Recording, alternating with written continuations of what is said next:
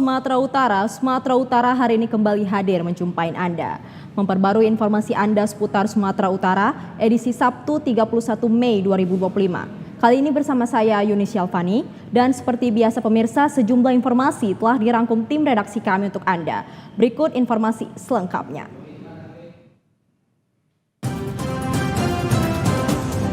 Kebakaran bangunan hotel diduga akibat korsleting listrik. Pemerintah desa bentuk koperasi merah putih. Lalu lintas hewan kurban diperketat.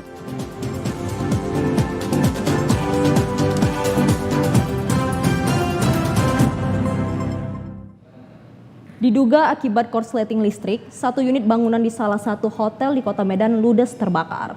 Setidaknya 9 unit mobil pemadam diturunkan untuk memadamkan api yang membakarkan gedung.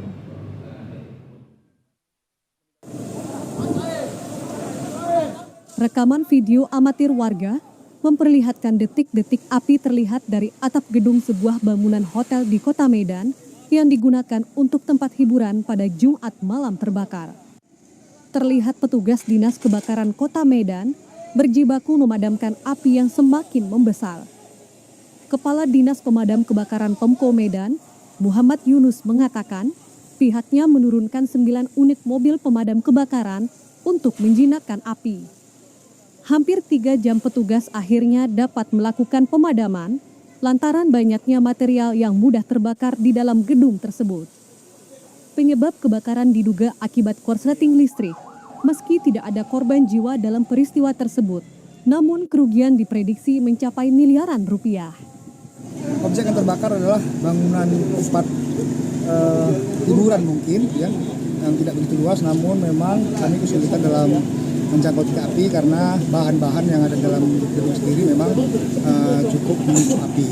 Sampai dengan saat ini untuk korban jiwa maupun luka masih negatif, lebih kurang 9 armada kita turunkan pada lokasi kejadian. Dari Kota Medan, kontributor TVRI Sumatera Utara, Reski Herdana melaporkan. Pria lansia yang tinggal di rumah sebatang kara tewas dengan kaki tangan terikat dan mulut disumpal. Dugaan sementara korban tewas lantaran dibunuh. Warga Desa Rawang Lama, Kecamatan Rawang Panca Arga, Kabupaten Asahan, mendadak heboh pada Jumat kemarin. Kehebohan warga lantaran ditemukannya Darman, berusia 58 tahun, tewas dengan kondisi yang tidak wajar. Tetangga korban, Ucok, menyebutkan tewasnya korban pertama kali diketahui oleh warga yang akan mengajaknya untuk berangkat kerja panen di kebun pisang. Beberapa kali pintu digedor, korban tidak kunjung menyahuti. Karena curiga, warga selanjutnya melihat dari sela jendela kamar dan ditemukan korban dalam kondisi kaki, tangan terikat serta mulut disumpal. Warga pun melaporkan penemuan korban tersebut ke pihak kepolisian. Polisi yang tiba di lokasi langsung mengevakuasi jasad korban serta memasang garis polisi di lokasi. Kini kasus tersebut masih ditangani pihak kepolisian. Kak Ati kan mau ngajak dia kerja, Mbak Darman ini, gitu digedor, selop ada tapi nggak bangun, digedor rumah nggak ada bangun, gitu ditengok kaki terikat. Terus kakak itu larilah ke rumah. Cok, coba tengokkan Mbak Darman itu, kenapa? Kakinya diikat, datanglah kami bang. Gitu masuk dia udah kaku, tangan terikat, kaki terikat. Dari Kabupaten Asahan, kontributor TVRI Sumatera Utara, Tausik melaporkan. Ya pemirsa, aksi percobaan pencurian sepeda motor yang dilakukan komplotan curanmor kali ini gagal saat akan melakukan aksinya karena dipergoki oleh warga yang sontak langsung berteriak. Pelaku akhirnya babak belur dihakimi warga yang telah resah dengan maraknya aksi curanmor di Kota Medan. Rekaman kamera pengawas memperlihatkan saat pelaku pencurian sepeda motor memasuki areal pekarangan rumah di kawasan Jalan Pimpinan Kota Medan. Pelaku yang mengenakan jaket dan helm serta penutup wajah ini memasuki pekarangan rumah korban dengan mudah, sebab posisi pagar yang terbuka dan mengincar sepeda motor yang terparkir.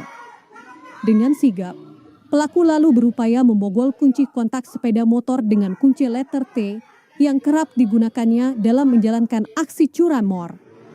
Namun, aksinya tersebut dipergoki tetangga korban yang sontak berteriak dan mengundang warga lainnya untuk mengejar. Nasib naas dialami pelaku hingga dirinya babak belur dihajar massa. Kapolsek Medan Timur, Kompol Agus Manimbur Butar-Butar menyebut pelaku bernama Dian Sinambela ini memang merupakan bagian dari komplotan curanmor dan berstatus residivis kasus yang sama. Dengan adanya pencurian sepeda motor di Jalan Pimpinan Gang Agama, benar ada terjadi di mana pencurian itu dilakukan oleh Dian Sinambela. Pelaku ini sudah termasuk residivis, pernah melakukan juga pencurian sepeda motor dan sudah mendapat vonis dan merupakan suatu pelaku yang sudah berulang-ulang melakukan tindak pidana pencurian sepeda motor. Kini pelaku masih dalam perawatan di rumah sakit dengan pengawasan petugas akibat dihajar warga. Pelaku dijerat dengan pasal 363 KUHP tentang pencurian dan terancam hukuman di atas 5 tahun penjara. Dari Kota Medan, kontributor TVRI Sumatera Utara, Agung Harahap melaporkan.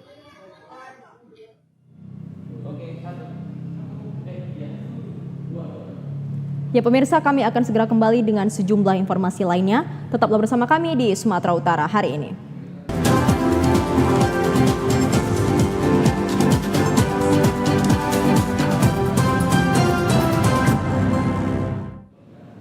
Ya pemirsa, Dinas Pendidikan dan Kebudayaan Kabupaten Toba mendukung program pemerintah makan bergizi gratis guna meningkatkan asupan gizi bagi anak-anak sekolah. Kepala Dinas Pendidikan dan Kebudayaan Kabupaten Toba, Ricardo Hutajulu menyampaikan, pihaknya berharap di seluruh kabupaten mendapatkan program MBG. Ricardo juga mengatakan, lokasi pembangunan dapur MBG telah disetujui dan didukung oleh pemerintah Kabupaten Toba, dan saat ini masih terdapat satu berada di Jalan Pematang Siantar, Kecamatan Balige, Kabupaten Toba. Untuk mendukung program tersebut tidak hanya satu dapur, namun akan ada dapur lain di setiap desa atau kelurahan, sehingga program makan bergizi gratis di Kabupaten Toba segera terrealisasi dan berjalan sesuai dengan harapan. Ricardo mengungkapkan, program MBG ini menargetkan sekitar puluhan ribu siswa dari jenjang PAUD hingga SMA dan SMK di seluruh wilayah Kabupaten Toba. Mengacu pada pedoman pemerintah pusat, satu dapur MBG idealnya melayani 3.000 siswa, sehingga dibutuhkan sekitar 18 hingga 20 dapur untuk menjangkau semua sasaran. Meskipun demikian, Ricardo menyebut, program ini masih dalam tahap persiapan dan belum dapat dijalankan sepenuhnya, di mana pengelolaan dapur MBG nantinya akan berada di bawah Badan Gizi Nasional. Sementara Dinas Pendidikan akan mendukung pelaksanaan teknis seperti pendataan sekolah dan siswa penerima manfaat. Tidak lebih dari 30 menit dari tempat, jadi saya pikir dari sini ke Soposuru masih sanggup. Ke Tampunan saya pikir tidak lebih dari 6 km. Jadi mungkin akan kita awasin nanti penyalurannya, dan memang sekitar ini kalau di sini dapurnya mungkin bisa lah mencapai 3.000 satu dapur. Dari Kabupaten Toba, kontributor TVRI Sumatera Utara, Budi Hutagaul melaporkan. Ya pemirsa, pengumuman seleksi penerimaan murid baru SPMB untuk tahun ajaran baru di SMA Negeri 1 Sunggal untuk tahap pertama sudah dilakukan kemarin melalui portal yang telah disediakan. Pihak sekolah mengaku seluruh tahapan dan proses yang dilakukan sudah sangat sesuai dengan juknis yang ada. Penjaringan penerimaan siswa secara online untuk tahap pertama sudah dilakukan penilaian sesuai dengan jalur masuk untuk calon siswa pada tahap pertama. Kepala Sekolah SMA Negeri 1 Sunggal mengatakan, pada tahap pertama SPMB terdiri dari 3 jalur, yakni afirmasi, domisili, dan mutasi. Berdasarkan persentase juknis yang ada, jalur afirmasi dari keluarga tidak mampu memiliki kuota sebesar 25%, sekitar 117 siswa. Tetapi jumlah yang mendaftar hanya 113, sehingga masih kekurangan siswa 4 orang. Kuota untuk jalur afirmasi disabilitas terdapat 5% atau 23 calon siswa. Dari jalur ini belum ada calon siswa yang mendaftar. Sedangkan jalur domisili sebesar 30% atau sebanyak 141 orang, dan yang melakukan pendaftaran 457 orang, sehingga kelebihan pendaftar sebanyak 316 orang. Untuk jalur mutasi orang tua sebesar 3% atau 14 calon murid, dan yang mendaftar lewat jalur ini hanya 2 orang sehingga terdapat kekurangan 12 calon murid. Sedangkan untuk jalur anak guru dan tendik sebanyak 2% atau 9 orang, dan yang mendaftar lewat jalur ini hanya 3 orang sehingga terdapat kekurangan 6 orang. Inilah yang kemarin diumumkan pada tahap pertama SPMB 2025. Seluruh peserta didik yang belum lulus melalui tahap pertama dengan 3 jalur, maka masih memiliki kesempatan untuk mengikuti seleksi pada tahap kedua, yakni jalur prestasi. Pada jalur prestasi terdapat 3 kategori, yakni prestasi raport, siswa, akademik dan non-akademik, serta pada tahun 2025 terdapat 1 jalur tambahan, yakni ketua organisasi yang pernah dijabat oleh calon siswa selama duduk di bangku SMP, seperti organisasi OSIS dan kepanduan atau pramuka. Kepala Sekolah SMA Negeri 1 Sunggal Deli Serdang, Asron Batubara menjelaskan, kesiapan server selama proses pendaftaran tidak menemukan kendala atau dapat berjalan dengan baik. Kepala sekolah menjelaskan seluruh tahapan pendaftaran seleksi penerimaan murid baru SPMB tahun 2025 di SMA Negeri 1 Sunggal sudah dilakukan sesuai dengan Juknis. Hasil yang diumumkan kemarin merupakan standar yang ditentukan oleh Juknis yang berlaku pada penerimaan murid baru untuk tahun ajaran baru 2025. Harapan kami tentu ke depan SPMB ini semakin baik, semakin bagus, dan kami yakin dan percaya Juknis yang hari ini diberlakukan itu luar biasa dan sudah cukup membantu kami dibandingkan tahun-tahun lalu, apalagi sudah ada perubahan di jalur zonasi ke jalur domisili. Karena memang kami lihat nilai prestasi itu paling dominan. Alhamdulillah kami sampaikan terima kasih yang sebesar-besarnya kepada Bapak Kepala Dinas Pendidikan Provinsi Sumatera Utara, Bapak Alexander Sinulinga, SSTP MSI. Berkat arahan dan bimbingan beliau, kami SMA Negeri 1 Sunggal telah melaksanakan kegiatan SPMB 2025 tahap 1 berjalan dengan baik dan lancar. Pendaftaran tahap 1 di SMA Negeri 1 Sunggal mencapai 1.150 orang dengan jumlah yang diterima untuk semua jalur 259 orang. Dengan total jumlah pendaftar tersebut menyatakan bahwa animo masyarakat calon peserta didik untuk bersekolah di SMA Negeri 1 Sunggal tahun ini sangat meningkat tajam. Perekaman kartu tanda penduduk elektronik di Kabupaten Nias Utara mengalami peningkatan jelang pergantian tahun pelajaran. Berdasarkan data kalangan pelajar yang baru memasuki umur 17 tahun yang paling banyak melakukan perekaman e-KTP.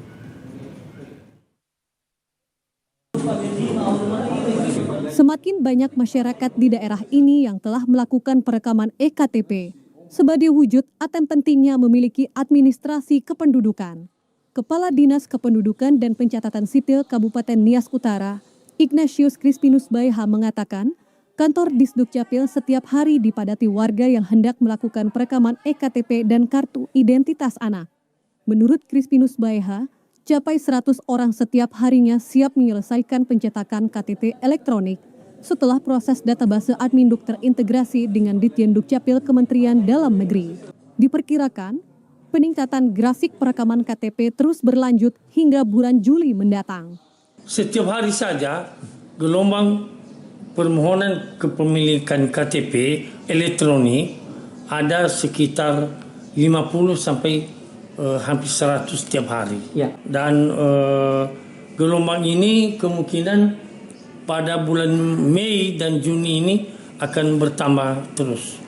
Sementara pencetakan kartu identitas anak di Kabupaten Nias Utara juga terus dimaksimalkan seiring capaian kinerja di tahun 2024 lalu menduduki urutan pertama di Sumatera Utara dan urutan keempat secara nasional. Dari Kepulauan Nias, kontributor TVRI Sumatera Utara, Aliasa Telaumbanua melaporkan. Ya pemirsa, pasca Pemkab Labuhan Batu Utara menggelar sosialisasi pembentukan Koperasi Merah Putih, pemerintah desa dan kelurahan se-Labuhan Batu Utara mulai membentuk kepengurusan KMP di masing-masing daerahnya. Adapun salah satu desa Teluk Pulai Luar, Kecamatan Kuluh Leidong, melakukan pembentukan Koperasi Merah Putih berdasarkan program bagian dari kebijakan strategis nasional yang diinisiasi oleh Presiden Republik Indonesia, Prabowo Subianto. Koperasi tersebut dibentuk secara transparan dan tidak boleh menjadi alat kepentingan pribadi, serta harus melibatkan pemerintah desa, BPD, dan masyarakat yang bertujuan koperasi menjadi wadah pemberdayaan ekonomi masyarakat, khususnya petani, peternak, nelayan, dan pelaku UMKM di tingkat lokal dengan dukungan dana pinjaman dari pemerintah pusat. Wakil Ketua Satu Koperasi Merah Putih yang baru terpilih, Ridwan menjelaskan, terbentuknya Koperasi Merah Putih di Desa Teluk Pulai Luar ini, seluruh anggota dapat menjalankan program KMP sesuai dengan aturan yang berlaku. Kiranya kepada rekan-rekan kami, baik itu sekretaris untuk bendahara dan juga sebagai anggota-anggota kami, marilah kita bekerja sama dengan sebaik-baik mungkin sesuai dengan harapan Bapak Presiden Prabowo tentang Koperasi Merah Putih ini. Koperasi Merah Putih ini harus berjalan dengan lancar sesuai dengan apa yang diharapkannya. Semoga kami sebagai Koperasi Merah Putih Desa Teluk Luar sangat mendukung. Dengan terbentuknya Koperasi Merah Putih, diharapkan pemerintah setempat maupun masyarakat dapat mengawasi proses perjalanan operasional Koperasi Merah Putih agar seluruh masyarakat dapat merasakan manfaat dari keberadaan Koperasi Merah Putih di desa dan kelurahan. Dari Kabupaten Labuhan Batu Utara, kontributor TVRI Sumatera Utara, Surya Dharma melaporkan. Ya pemirsa, lebih dari 3.000 anggota kelompok Tani Plasma Luat Huristak dari 22 desa di Kabupaten Padang Lawas menolak untuk bergabung dengan Koperasi Barumun Agro Nusantara yang bertempat di Padang Lawas Utara terkait pengolahan lahan plasma yang berada di Padang Lawas. Penolakan untuk bergabung ditegaskan setelah diadakan rapat bersama pengurus beserta anggota. Menurut Ketua Kelompok Tani Tongku Hoyt Hasibuan beralasan, penolakan yang dilakukan oleh kelompok Tani Plasma Luat Huristak mengingat plasma yang dulu diserahkan ke pihak perusahaan yang luasnya lebih 5.000 hektar dari total area lebih dari 20.000 hektar yang berada di wilayah Huristak Kabupaten Padang Lawas. Kelompok Tani Plasma Luat Huristak ini sudah bersama-sama dengan perusahaan lebih dari 21 tahun dan setiap bulannya seluruh anggota mendapatkan kompensasi dari perusahaan. Untuk menolak Koperasi Barumun Agro Nusantara untuk mengelola Patogu Janji. Tidak sependapat dengan Koperasi Barumun Agro Nusantara. Makanya hari ini kami mengadakan rapat. Pengurus kelompok tani lainnya, Mara Gunung Harahap meminta pemerintah Kabupaten Padang Lawas agar secepatnya menyikapi permasalahan dengan bijak, karena jika dibiarkan dapat menimbulkan perselisihan yang dikhawatirkan bisa terjadi bentrok sesama warga. Jumlah 3.399 menolak bergabung dengan Koperasi Barumun Agro Nusantara. Ya, yang pastinya kan kita dua turis tak. Orang itu kan beda daerah sama kita. Jadi apa urusan orang itu mengurus daerah kita? Dari Kabupaten Lawas Utara, kontributor TVRI Sumatera Utara, Warsono melaporkan. Ya pemirsa, kami akan segera kembali dengan sejumlah informasi lainnya. Tetaplah bersama kami di Sumatera Utara hari ini.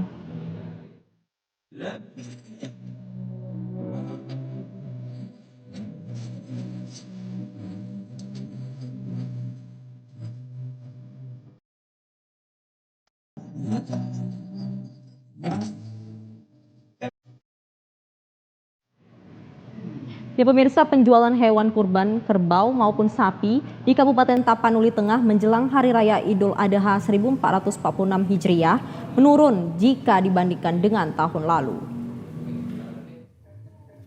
Salah seorang peternak hewan kurban di Kabupaten Tapanuli Tengah mengatakan, menurunnya penjualan hewan kurban baik sapi dan kerbau diduga karena faktor ekonomi masyarakat yang saat ini tengah menurun. Untuk Hari Raya Idul Adha tahun ini saja, hewan kurban baik sapi dan kerbau miliknya hanya terjual sebanyak 8 ekor, padahal jika dibandingkan dengan tahun lalu, penjualan hewan kurban sampai mencapai 20 ekor.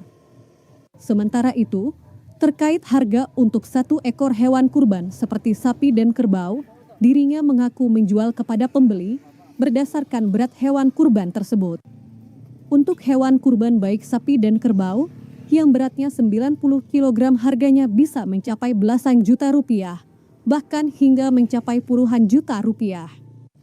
Kebanyakan dari masyarakat di Kabupaten Tapanuli Tengah dan Kota Sibolga yang hendak berkurban di Hari Raya Idul Adha tahun ini, umumnya lebih membeli hewan kurban dengan harga rata-rata sekitar 17 hingga 18 juta rupiah.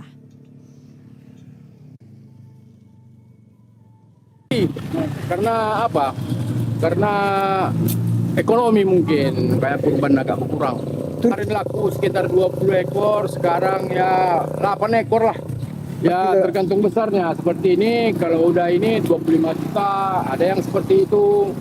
Ada yang seperti ini, itu ada yang 18 juta, tapi rata-rata 17 sampai 18 juta lah.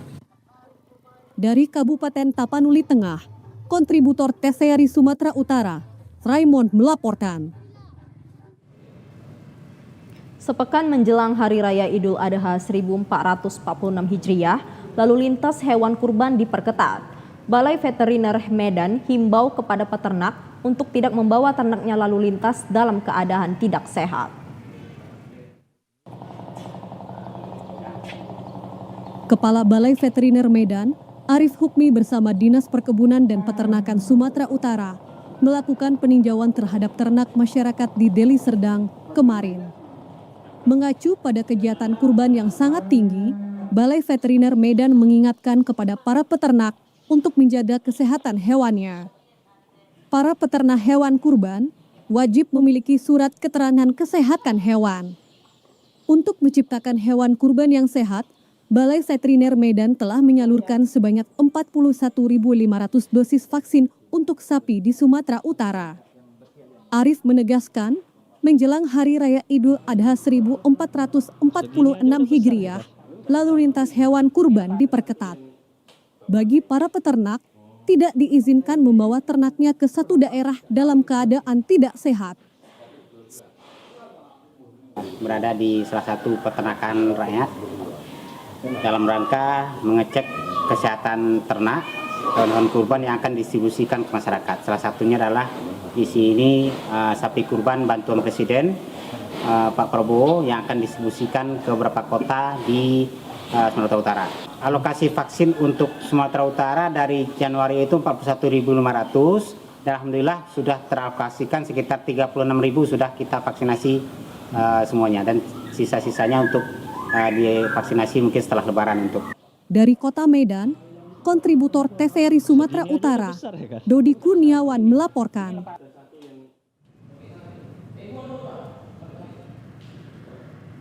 Ya pemirsa, kami akan segera kembali dengan sejumlah informasi lainnya. Tetaplah bersama kami di Sumatera Utara hari ini.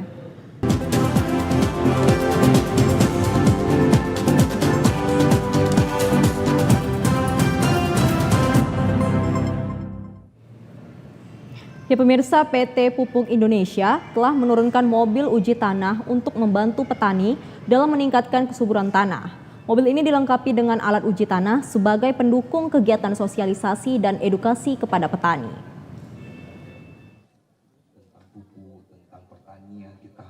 PT Pupuk Indonesia telah meluncurkan mobil uji tanah untuk membantu petani dalam memahami kondisi tanah.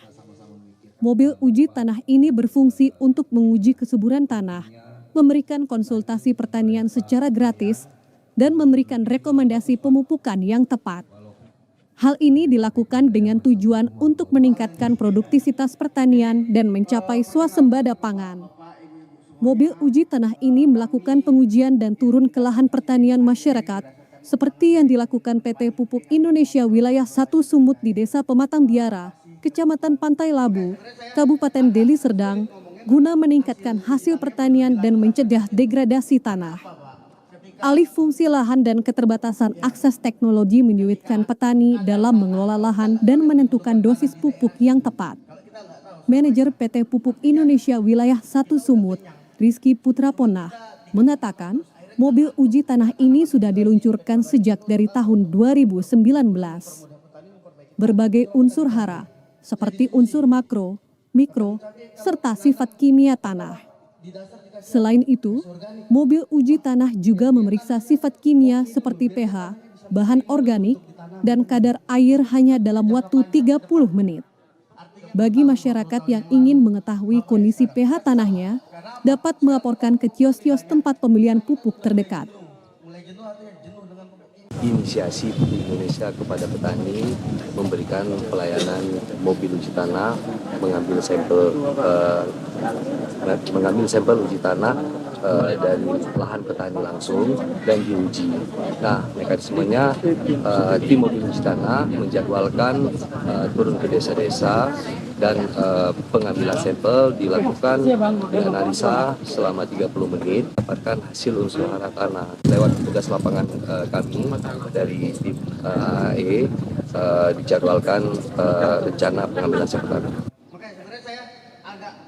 Dengan memeriksa unsur-unsur ini, mobil uji tanah dapat memberikan informasi tentang kesuburan tanah, kebutuhan nutrisi tanaman, dan potensi masalah tanah. Dari Kabupaten Deli Serdang, kontributor TVRI Sumatera Utara, Zufri Hafiz melaporkan. Ya, pemirsa, jalan provinsi yang merupakan jalur penghubung antara Kabupaten Simalungun dengan Kabupaten Asahan yang berada di Kecamatan Tanah Jawa, Kabupaten Simalungun rusak parah.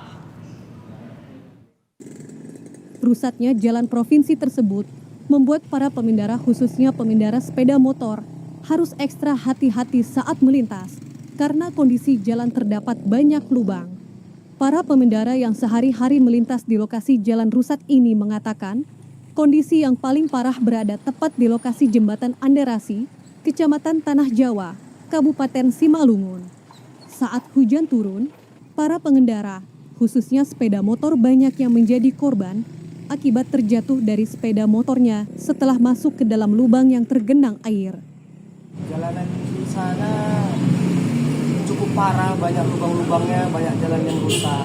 Kami berharap sebagai masyarakat agar jalan yang rusak segera diperbaiki, jadi mempermudah mobilitas kami bekerja, mempermudah juga jalanan-jalanan jadi lebih bagus supaya tidak terjadi lagi kecelakaan salah satu.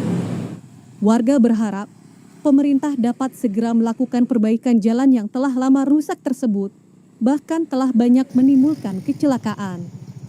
Rusaknya jalan tersebut menjadi salah satu penyebab rawannya dari aksi tindak kriminalitas. Dari Kabupaten Simalungun, kontributor TVRI Sumatera Utara, Syahru Imran Silitonga melaporkan. Ya, pemirsa, berikut informasi perakiraan cuaca di sejumlah daerah di Sumatera Utara dari Badan Meteorologi, Klimatologi, dan Geofisika Wilayah 1 Medan berlaku pada hari Minggu 1 Juni 2025.